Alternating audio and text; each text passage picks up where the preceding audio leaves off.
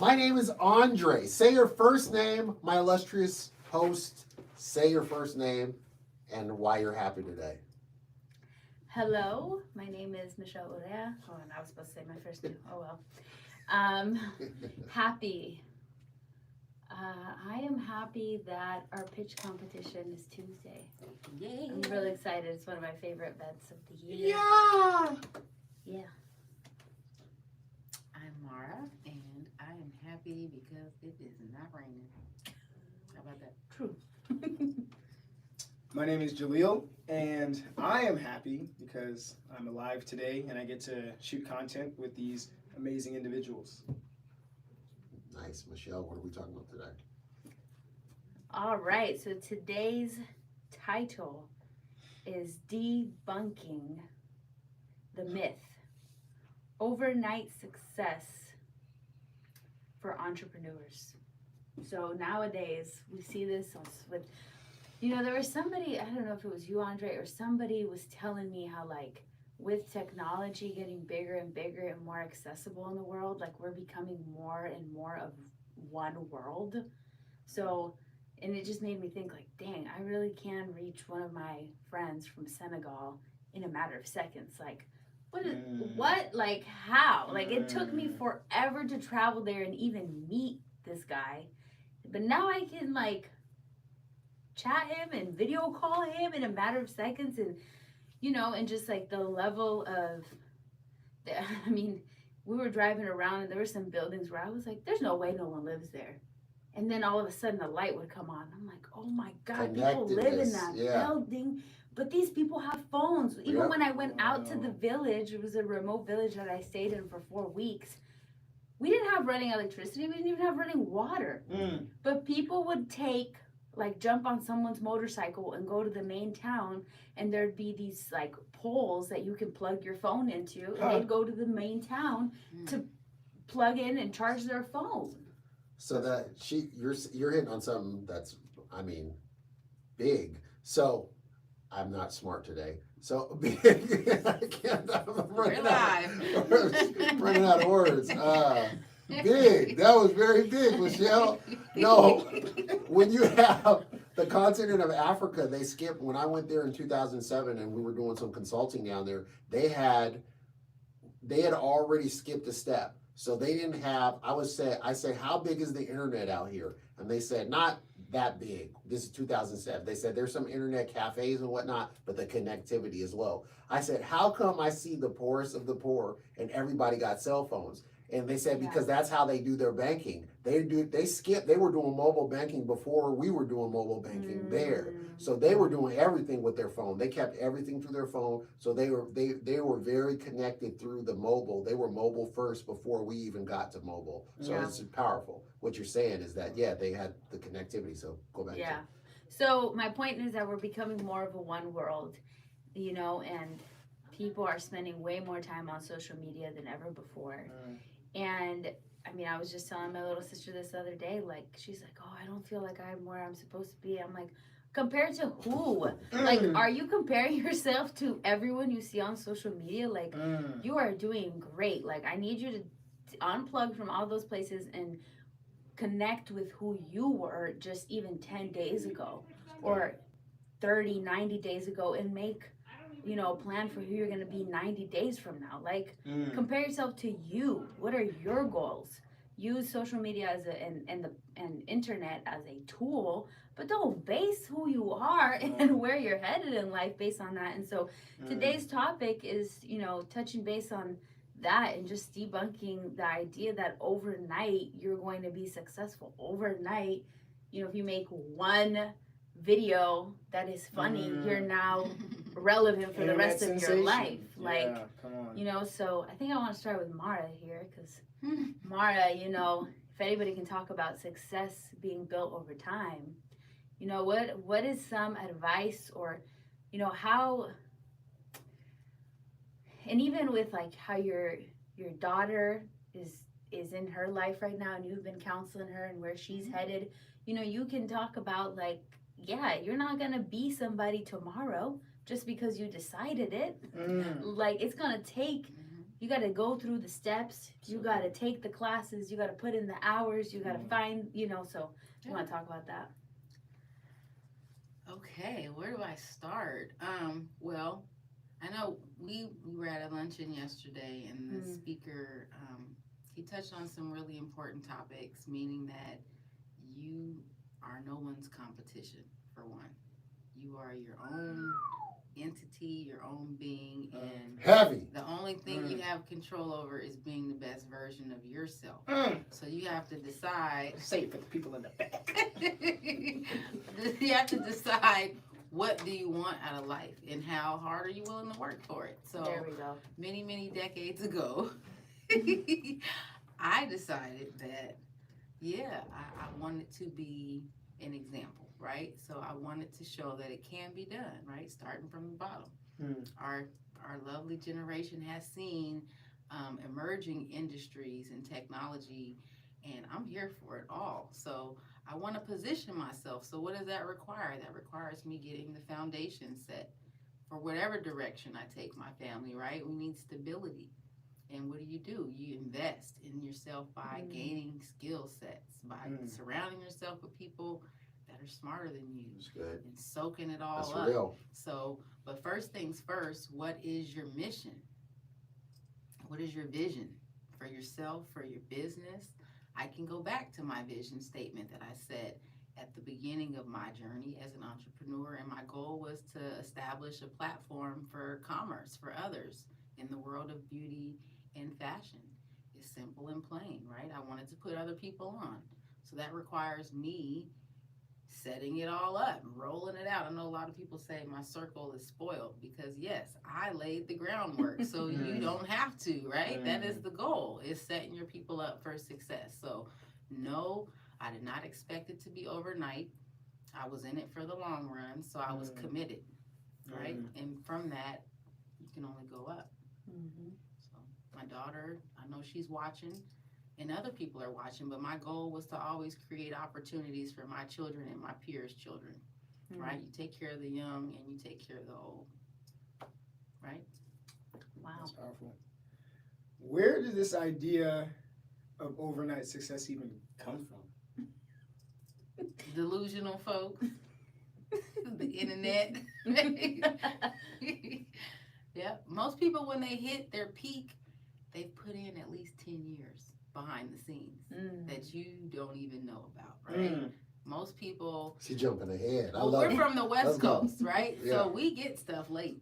Yes. It's true. We're kind of tardy to the party and have known that for a long time. So That's true. unless, somebody has groomed you and put you on and sent you to workshops on the East Coast, or, taking you out of your natural zone, right? Your comfort zone. You have no idea what's happening out there. The world is big. Yeah. Right? So the article that we have that Michelle sent us, there's one on LinkedIn. Shout out to whoever this, Lana Shepard, you expert business consultant, you and coach. But she pointed out in the beginning of it is the allure of it. It offers the promise of achieving their goals quickly and effortlessly.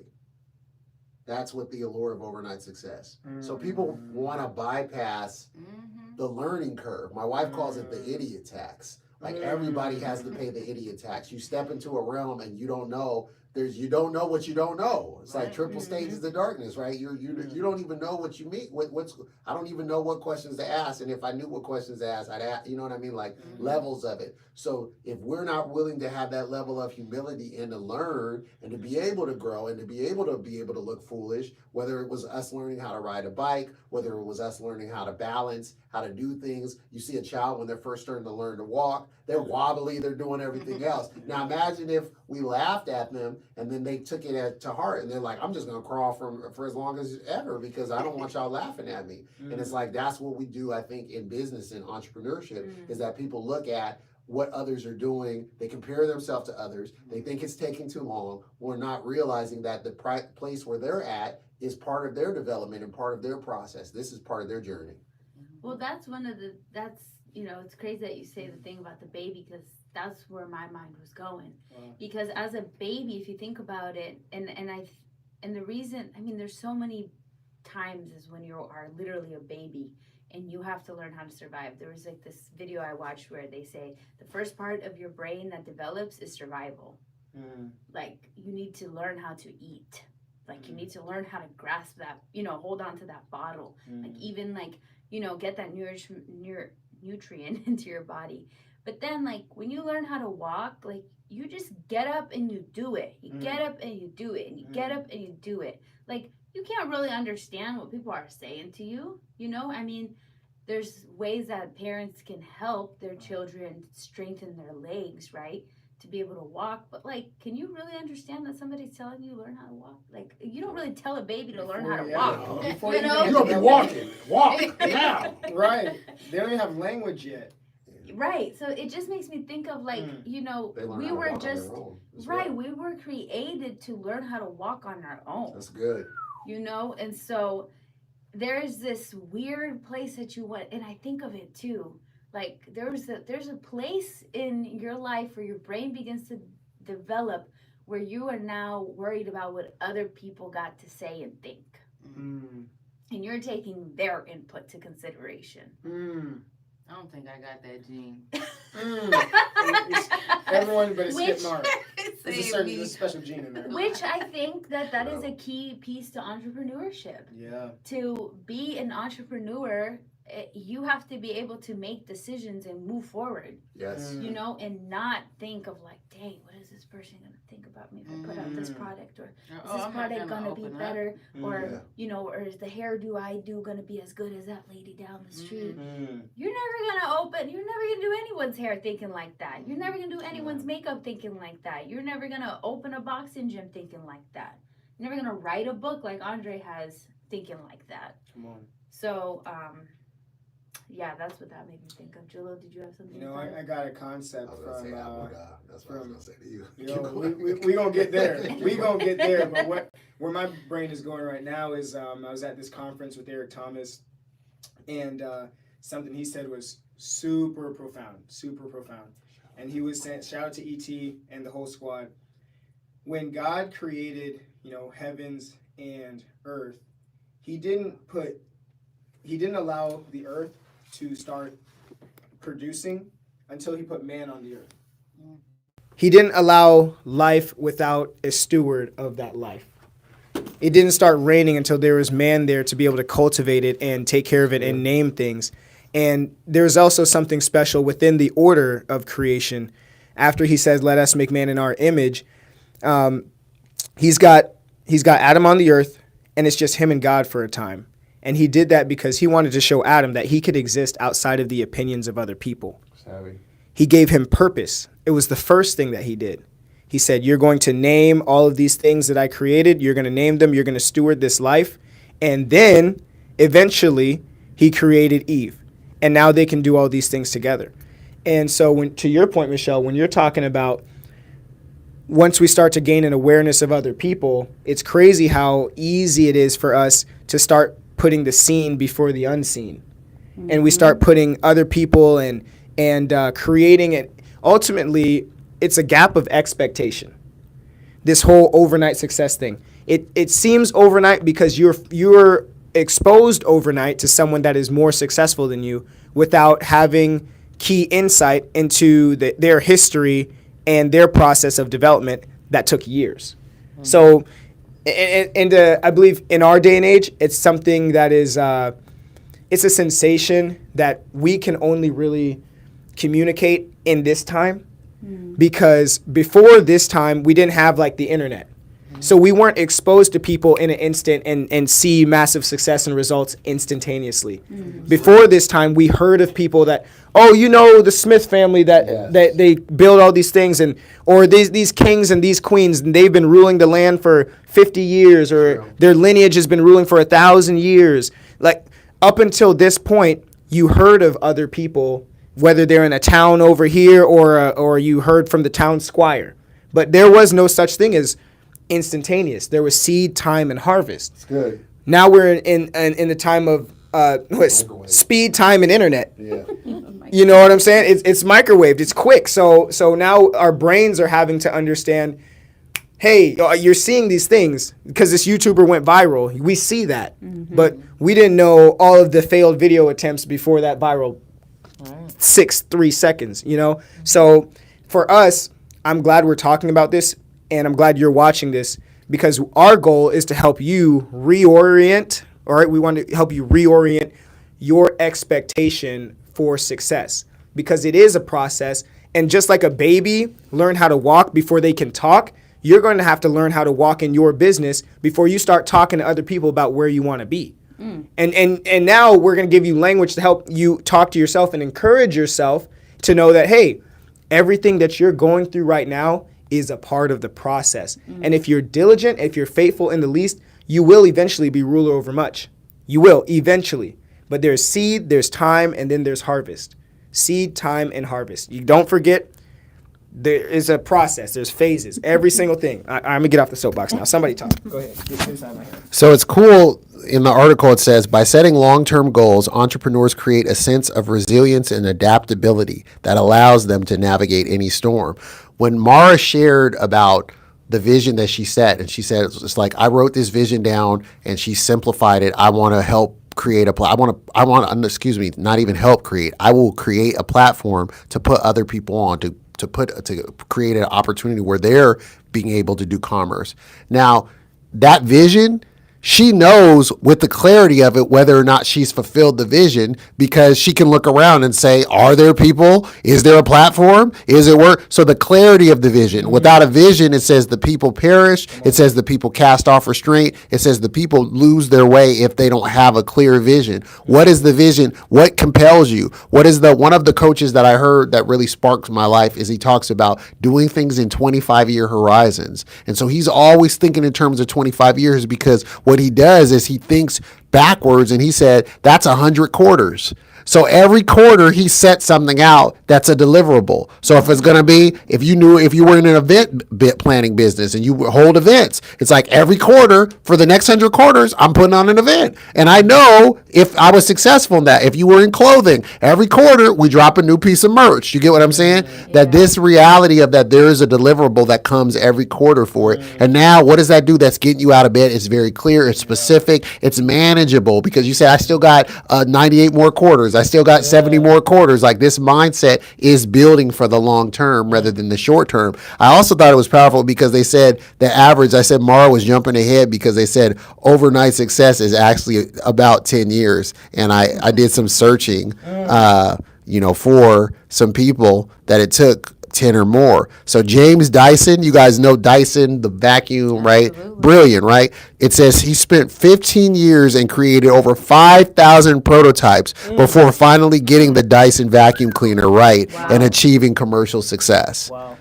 Check this out. It says Walt Disney spent 32 years from starting an animation company with his brother to opening Disneyland, which is considered his major breakthrough success. Wow. So he always carried it in his heart. I was watching this film called, it's not even a film, I think it's a series on one of these stations, maybe History Channel, but it's How Disney Built America. And I think it's a multi-episode. So this episode I'm watching, they're talking about how he's putting these movies out, and they're making money, but now he thinks that they can go into television. So as they're going into television, they don't even know how to monetize television, and he's trying to shoot these elaborate, they talked about the Davy Crockett show, and I'm sharing this for a reason, because this is long-term vision. The Davy Crockett with the little musket and the little hat, the little tail, this was the first show where, unlike the other shows, they would just be on a set like we're on a set, and the multiple TV shows were set on the same set, and people would just kind of sit in one spot, and that's how the show would be. They do comedy, they do whatever, and it's all set in one set. His was the first time in television where he wanted it to follow Davies in the woods, and he wants somebody with the dolly or whatever following him around and moving and navigating. So, of course, it blows up, but it's not making any money. There's no way to monetize it. So his brother Roy is upset because he's like, hey, man, I'm with these banks, and we're trying to get financing.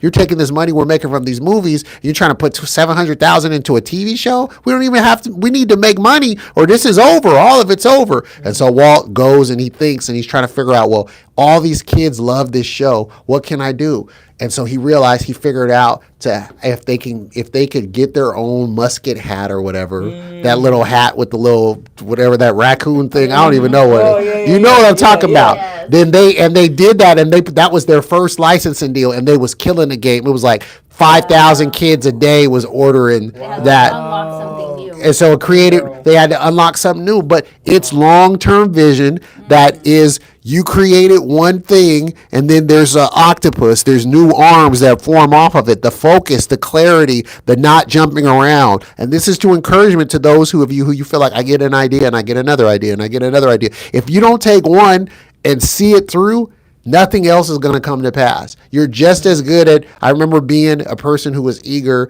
and I'm a person who gets, I love ideas. I create, new ideas come all the time. It's a currency, but it can be a confusion. I remember I went to my mom one time and I said, Mom, I got another idea. I was trying to tell her this. I'm young.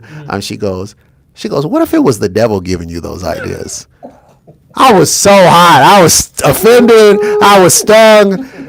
And she said, the reason I said that is because I want to check you, is that take one of them and make it come to life. Stop talking about what another idea. You got 1,000 ideas and you ain't acting on one of them yet, because every time you start acting on that one, going that direction, they call it bright or shiny object syndrome. You see a shiny object and you go in and go, squirrel, I'm chasing that one. And you don't have no focus. And so focus is, as we talked about on the other show before, we said it's like, some people said it's an acronym. It's like follow one course until success. Follow one course until success. What are you locking in on that will not be that people will deem it as your overnight success, but you're in the place of quiet, where things grow. Things grow underground, right? Things grow in the dark, right? I heard, I think it was Myron Golden, I heard on a live, and he was talking about how things grow phototropically and things grow gravitropically. So there's the thing above the surface of how it's growing out, we see, and then there's the things that are growing underneath. And that's where all the growth happens in the dark. And even the Bible says it, of how when creation was done, it says the evening, the morning, the first day. So the first day began in the evening. That's where all the growth happens, is in the evening. And think about in your life, the dark seasons, the challenges you're going through, the frustration, the pains, the setbacks, the thing that make you want to like tap out and just be like, oh, I don't care, nobody cares about me, is like, that's where the real growth was. Everything doesn't happen when everything's going well. That's when we're most contemplative, and that's where we learn the most.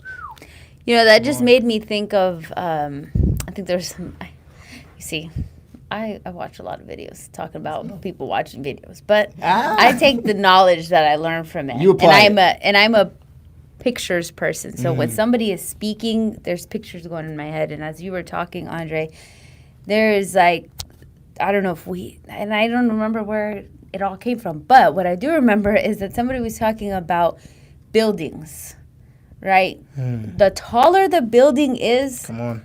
the further down you gotta dig. That's it. Foundation. And it's the same thing as trees. People try to uproot a huge tree. Yeah. Well, you find that uproot is not just, or the roots are not just in your garden, but they're in the garden next door and all the way over. So it's kind of impossible to remove that tree, even if it's bothering you.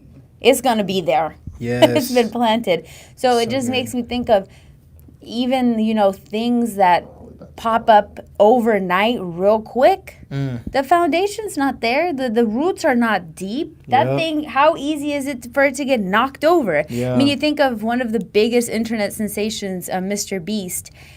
He made this this Twitter post the other day naming how many views he had per year that he has been making videos. And it was just crazy to see, like, his first year making videos. I think he's been making videos for like 20 years now, but his first year it was like 20 views. He's now in like year 20 and he's at billions. Wow. And he just kept waking up and making more and more videos and trying different kinds of things. And people may see him now and they be like, wow, he blew up out of nowhere. No. He has a whole story. He did a whole documentary on it. He didn't just blow up off of one video, blew up out of nowhere, but he's been working for a long time to make this happen and sticking to, like Andre said, to one thing. Come on. That's incredible. All right, let me read this. Psalms chapter 1. All right. The righteous and the wicked contrasted. How blessed is the man who does not walk in the counsel of the wicked, nor stand in the path of sinners, nor sit at the seat of scoffers. But his delight is in the law of the Lord, and in his law he meditates day and night. He will be like a tree, firmly planted by streams of water, which yields its fruit in its season, and its leaf does not wither. And whatever he does, he prospers. The wicked are not so, but they are like chaff which the wind drives away. Therefore the wicked will not stand in the judgment, nor sinners in the assembly of the righteous. For the Lord knows the way of the righteous, but the way of the wicked will perish. You know, the picture that popped into my mind, I believe it's called the Redwood Forest in California. Oh, yes. I mean, I want to visit that one day. I want to see it for myself because the pictures, I've talked to people that have been there. They've shown me their pictures. I've seen pictures on the internet. I'm a big National Geographic guy. That's the one that's like near the ocean, right? I couldn't tell you. I just know of them and I know the pictures and I've seen like with trees, because I grew up on an island, Whidbey Island, and so they're talking to us about trees at age like 5. We're hugging them and everything, okay? So we're real island life is real, okay? But what I've learned about trees is you can tell the age of the tree by the layers that it has. And when I think about the Redwood Forest and how great it is and how significant and how big those trees are, they didn't become overnight. Their root systems are interwoven and interconnected for miles. It's it's slow growth. And you know what gives me, like, I'm reading that psalm, I'm listening to my constituents here talking about growth and how success is not overnight, and it gives me a peace actually, because you have to be able to it's like you have to stress test yourself. You know, it's like in that process you're getting stronger so that you can be able to carry the weight and responsibility of that next ring of success. And then as you continue forward, you'll be able to be stronger and stronger and handle more responsibility and handle more responsibility. You know, there's a quote that says, "Don't let your charisma get you into rooms that your character can't keep you in." It's a process. And so those things that you're dreaming about, those places that you want to go, perhaps you will get there. And I know the God of the universe, Jesus, he designed you for a purpose, and there is a place that he wants you to go. However, your destination is directly tied to your obedience. And so you have to be able to be faithful in the things that are in your life now, and one step at a time, pursue it, work at it, don't be lazy, cancel the cultural mindset of hacking everything. We talked about this in our team meeting, and I'm serious. Everybody's trying to hack everything. Like, just do the work, earn your stripes, do your push-ups, get stronger, and then you'll be able to lift more. Then you'll be able to handle more success. All the people that win the lottery, a vast majority of them in 2 years or less, they lost it all. It's true. Why? Because they didn't earn that money. That's why the lottery, it's a scam. It's a scam. Like, you might even win in the short term, but if you are not the person, it's really, money is attracted to skill. Money is attracted to character. So if you don't grow into that person, you're just forget it. Just forget it. So anyway, huh? Say the word. What word? Avodah. Say it. I was just about to say, this is Pastor Jalil here, okay? He just transformed. We have transformed. Okay. All right. He's speaking from a different place today. You know what? All right. You know what? Let me just get off this mic. Okay. There's this thing called I preach. Look at my friends right here. Okay. So I just get on these tangents, y'all. Okay. I just get these tangents, man, because I'm telling you, this stuff is real. So I was at this shout out to Liberty Roads. I was going to a meeting with them in the morning, and there's a speaker there. He owns a very successful car dealership in Bellevue, Washington, and he spoke about avodah. All right, and this is a word in Hebrew that is used for both work and worship within its definition, and it's the same thing. And going back to what we were talking about earlier, God put us on this earth for a purpose. To worship Him is to work in that purpose that He gave you, and He put something in your heart. So the question is not if we should work, It's what should we work on? That's the question. It's avodah, and we are ministering to him in how we are showing up in the marketplace and how we're serving people. You know, Jesus was shaping wood before he was shaping character. All right, God gave him a purpose before he started talking. Before everybody knew him, before he's talking to everybody by the water and saving souls and healing people. He's in the trenches with his dad, learning a craft. I believe God, in his wisdom, told us that Jesus had a job and not just a job, but a skill. Vocation. He had a vocation before he started talking to everybody in ministry for a reason. So, anyways, I just conclude with this. Like, there's a piece. All right, I'm gonna get rid of this mic. Okay, but there is really. Preachers get 5 closes. Go ahead. 5 closes. Okay, but there really is a piece. There is really a piece when you know that, hey, you know what? God put this vision in my heart, and I'm just taking one step towards it. And every setback, every inconvenience is really just another setup for you to be able to get closer to that vision. Like everything that you feel like you might be losing right now, friends, relationships, just imagine God is sculpting out, just like the statue of David. He's sculpting, he's taking away things so that he can create that image of you that he sees that you can't see yourself. All right? Anyways, amen. I was going to say, TED Talk coming July 2024. Great topic, Michelle. Thank you. Michelle has brought us another golden topic. She stirred the pot. We have the excitement of announcements before we get off of here. We have our pitch competition. What are you doing? What are you waiting for? Yeah, we love you to do all the YouTube stuff, but we're going to be in person, connected this Tuesday, 5:30 p.m. Pacific Standard Time. At this location, go to our website, urbanimpactseattle.org. Find out how to be at /SATB Sharks at the Beach, right? So get to this event, register. We want to see you there. Bring support, bring encouragement. Our entrepreneurs have been working hard, crafting and perfecting their 3-minute pitches with 3 slides. They are poised. They are brilliant. They are ready. If you want to see an example of people who are not having overnight success, Exactly. they've been putting in the work for the last 13 weeks now. Yeah. You know, really just, and it's not just that they were showing up every week to class. They were showing up every week to class. They were showing up to their meetings with their coaches. Yeah. They're working outside of the classes and meeting with their coaches. They have something that they're coming back every week and working on and making progress. Created their own book club.